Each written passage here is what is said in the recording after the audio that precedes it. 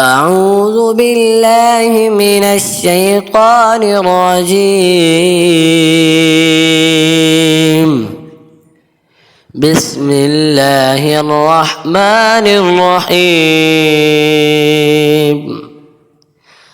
القارعة ما القارعة وما أدراك ما القارعة يوم يكون الناس كالفراش المبثوث وتكون الجبال كالعهن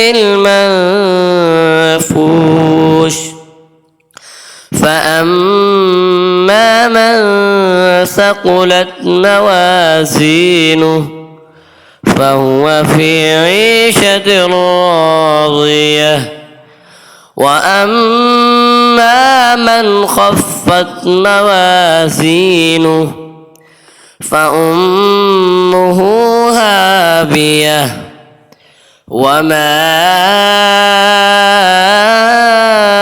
أدراك ما هي نار حامية.